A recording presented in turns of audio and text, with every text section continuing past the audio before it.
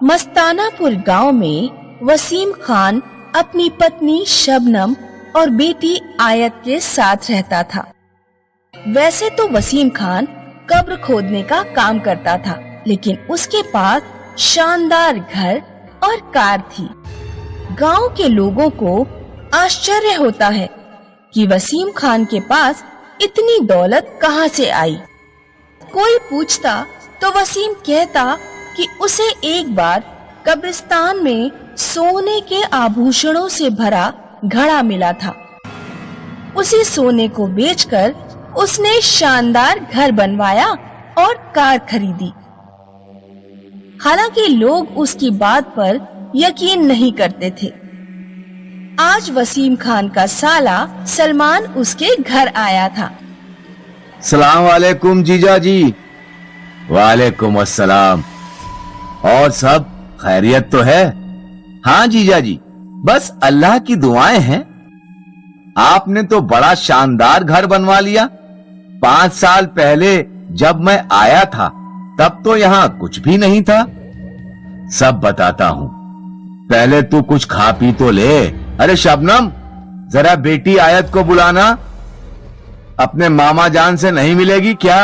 शबनम जब आयत के कमरे में पहुंचती है तो देखती है कि आयत पंखे में फांसी लगाकर लटकी हुई है। शबनम आयत को अपने दोनों कंधों से सहारा देती है, तब जाकर आयत की जान बच पाती है। क्या हुआ बेटी? किसने तुझे फांसी पर लटकाया? मुझे नहीं पता अम्मी, मैं सो रही थी, जब जागी तो पंखे से लटकी हुई थी। शबनम वसीम और सलमान को कमरे में बुलाती है। आज ये चौथी बार हुआ है, आप अपना काला धंधा बंद कर दो। वो आत्माएं हमारा पीछा नहीं छोड़ रही हैं। कौन सी आत्माएं? अरे कोई आत्माएं नहीं। मैंने एक बहुत पुराने पीर बाबा को बुलाया है, वो सब ठीक कर देंगे। सलमान, तुम मेरे साथ कब्रिस्तान चलो, मैं तुम्हें काम सिखाता हूँ। वसीम सलमान को लेकर कब्रिस्तान पहुँचता है। वहाँ एक परिवार अपने किसी संबंधी की लाश लेकर आया हुआ था।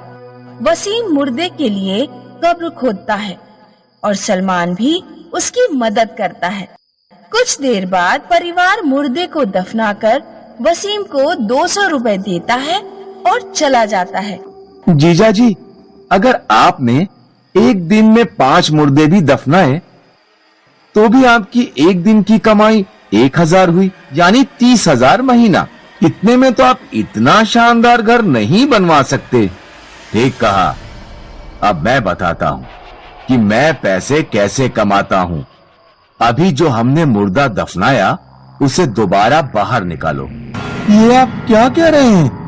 मैं जो कह रहा हूँ वैसा करो। चलो कब्र खोदने में मेरी मदद करो। वसीम कब्र खोदता है और ताबूत से मुर्दे को बाहर निकाल लेता है। तभी 2 आदमी वहाँ आते हैं। वसीम मुर्दा उन्हें सौंप देता है और आदमी उसे 1 लाख रुपए देकर चले जाते हैं। अब कुछ समझे? मैं मुर्दों का व्यापार करता हूँ। वे 2 आदमी अंग तस्कर थे। मुर्दा अभी ताजा था, यानी कुछ देर पहले ही आया था। उसकी आंखें, किडनी, दिल सब कुछ निकालकर बेचा जा सकता है।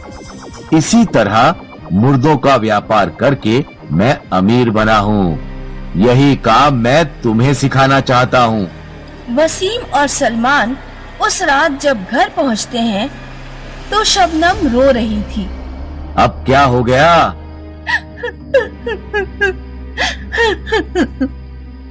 आयत अपने कमरे में सो रही थी, पता नहीं कहाँ चली गई। पूरा घर छान मारा, कहीं नहीं मिल रही। तीनों लोग घर के बाहर आयत को ढूंढते हैं। उनके घर के आंगन में एक बगीचा था। वो देखते हैं कि बगीचे के बीचों बीच कोई गड़ा हुआ है। वसीम और सलमान तुरंत जमीन खोदते हैं। जमीन के अंदर आयत गड़ी हुई थी। वो जिंदा थी, उसकी सांसें चल रही थी। मेरी बच्ची, ये सब तुम्हारे साथ क्या हो रहा है? मैं शमा बानो हूँ। तेरे पति ने मेरी लाश उन दरिंदों को सौंप दी थी। मैं तेरे पति और तेरे परिवार से बदला लूंगी। ऐसा कहकर आयत बेहोश हो जाती है। मुर्दे बेचने का घटिया धंधा बंद कर दो। ये सब तुम्हारी वजह से हो रहा है।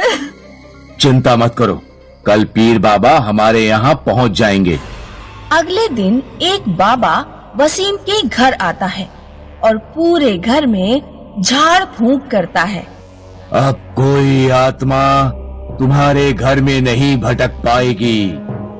ऐसा कहकर बाबा चला जाता है। हमें अपनी बेटी का निकाह कर देना चाहिए। मेरे दोस्त अकरम का लड़का हमारी बेटी की उम्र का ही है। कल हम उनके घर बात करने चलेंगे। अगले दिन वसीम, शबनम और सलमान कार से अकरम के घर की ओर निकलते हैं। वसीम कार चला रहा था। जब वे लोग कब्रिस्तान के सामने से गुजर रहे थे तो अचानक वसीम को कार के सामने एक भयानक चेहरा दिखाई दिया। वसीम ने एकदम स्टीयरिंग घुमाया तो कार पेड़ से जा लगी। शबनम और सलमान के सिर में चोट लगी और वे दोनों बेहोश हो गए। वसीम भी चोटिल हुआ, लेकिन वो किसी तरह कार से बाहर निकल आया। हम उन्हीं लोगों में से हैं जिनके शरीर को तूने उन दरिंदों को सौंप दिया था। तीनों भूतिया औरतें वसीम को खींचते हुए कब्रिस्तान में ले जाती हैं और जिंदा गाड़ देती हैं। कुछ दिनों बाद शबनम अपनी बेटी के साथ वो गांव हमेशा के लिए छोड़ देती है। आज भी गांव के लोग रात में कब्रिस्तान के आसपास जाने से खौफ खाते हैं। लोगों ने अक्सर वहां आत्माओं को भटकते देखा है।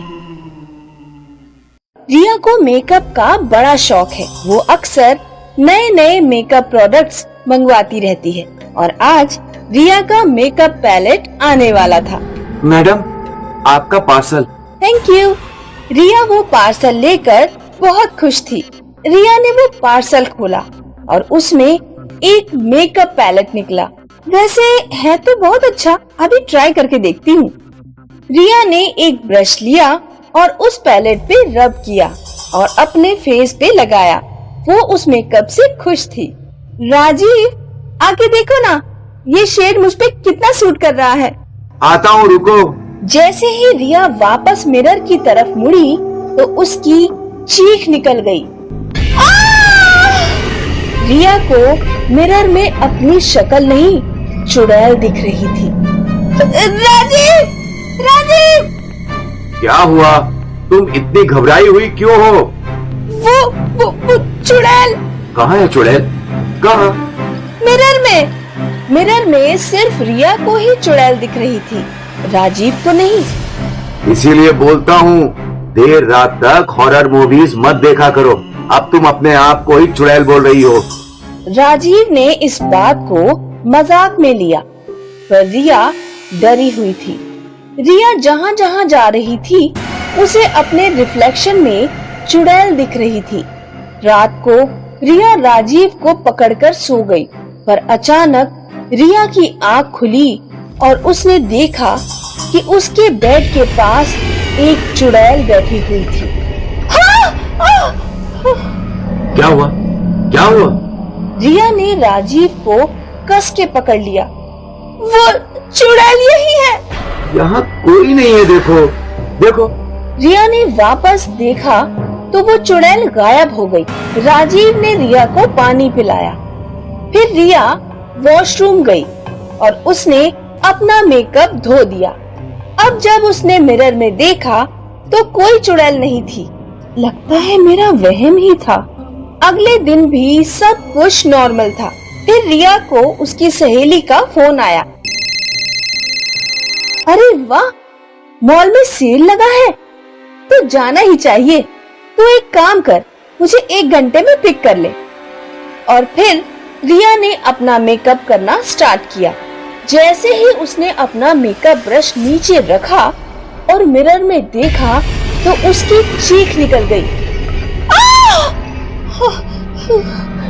एक बार फिर उसे मिरर में चुड़ैल दिख रही थी। वो डर गई। उसने हड़बड़ी में राजीव को फोन लगाया। राजीव, वो चुड़ैल, तुम जल्दी घर आ जाओ प्लीज। कुछ ही देर में राजीव घर आ गया। रिया अब भी रो रही थी। रोना बंद करो, देखो कुछ नहीं हुआ है, ये तुम्हारा वहम है रिया। लेकिन जैसे ही रिया ने मिरर में देखा तो उसे खुद के चेहरे में चुड़ैल दिखने लगी। वो जोर जोर से रोने लगी।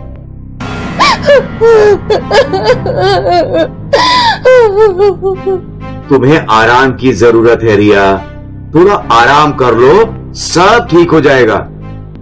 रिया को बेड पे सुलाकर राजीव वहीं बैठा रहा। न जाने रिया को क्या हो गया है। रिया सो रही थी, लेकिन जैसे ही राजीव ने रिया के सर पर हाथ रखा वो सहम गई। तुम्हें तो बहुत तेज बुखार है। राजीव ने तुरंत अपने फैमिली डॉक्टर को कॉल किया। डॉक्टर आए और डॉक्टर ने रिया को चेक किया। राजीव ने डॉक्टर को सारी बात बताई।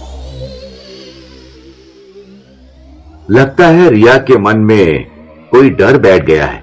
मैं फिलहाल उससे रिलैक्स होने के लिए मेडिसिन दे देता हूं, लेकिन फिर तुम इसे साइकाइट्रिस्ट के पास जरूर ले जाना। जी डॉक्टर। और इसका बुखार, वो तो अभी कुछ घंटों में उतर जाएगा, तुम बस ठंडे पानी की पट्टियां करते रहो। जी डॉक्टर। डॉक्टर चले गए और राजीव रिया को ठंडे पानी की पट्टियां करता रहा। देखो, मैंने तुम्हारा फेवरेट ब्रेकफास्ट बनाया है। तुमने क्यों बनाया? तुम्हें ऑफिस जाने के लिए लेट हो रहा होगा ना? आज मैंने छुट्टी ली है, आज मैं पूरा दिन तुम्हारे साथ बिताऊंगा। अरे वाह, इतना प्यार। रुको, मैं ब्रश करके आती हूँ। रिया वॉशरूम गई और उसने अपने मुंह पर पानी मारा और फिर ब्रश करने लगी। अभी उसे मिरर में चुड़ैल नहीं दिख रही थी। पता नहीं क्या है, कभी मैं दिखती हूँ, कभी वो डरावनी चुड़ैल। लगता है मैं पागल हो गई हूँ। राजीव रिया का इंतजार कर रहा था। दोनों ने साथ में ब्रेकफास्ट किया। मैंने आज न्यू मूवी के 2 टिकट्स बुक कर लिए हैं। Oh my God, I love you. कितने बजे का शो है? जितना समय तुम्हें रेडी होने के लिए लगता है उतना तो है, 3 घंटे हैं। अच्छा, मैं 3 घंटे लेती हूँ रेडी होने के लिए। मैंने कम बोल दिया क्या? कुछ देर बाद रिया वापस मेकअप करने बैठ गई और वहाँ राजीव चिल्लाने लगा। जल्दी करो रिया, वरना शो खत्म हो जाएगा। रिया ने हड़बड़ी में थोड़ा मेकअप किया और वहाँ से बिना मिरर में देखे निकल गई। राजीव और रिया रास्ते पर चल रहे थे। रिया ने एक कार के मिरर में अपनी शक्ल देखनी चाही तो उसे वो चुड़ैल दिखी। राजीव, वो चुड़ैल मेरे अंदर है। राजीव। रिया रोने लगी और बारिश शुरू हो गई। रिया का मेकअप पानी में बहने लगा। रिया, ये तुम्हारा वहम है, देखो कहाँ है चुड़ैल। रिया ने वापस मिरर में देखा तो उसका आधा चेहरा अब भी चुड़ैल जैसा दिख रहा था। उसे कुछ समझ में आया। उसने पानी को अपने हाथों में लिया और अपने मुंह पर मारा। उसका सारा मेकअप धुल गया और वो चुड़ैल भी गायब हो गई। राजीव, घर चलो, जल्दी चलो। वो दोनों वापस घर पहुँचे। रिया ने वो मेकअप पैलेट उठाई और उसे खिड़की से बाहर फेंक दिया। अरे ये क्या किया? कितनी महंगी थी वो? वही सारी परेशानी की जड़ थी। जब भी मैं वो मेकअप लगाती हूँ मुझे वो चुड़ैल दिखती है। ऐसे कैसे हो सकता है? ऐसा ही है। राजीव ने रिया की बातों पर यकीन नहीं किया, पर रिया को समझ आ गया था उस भूतिया मेकअप का राज।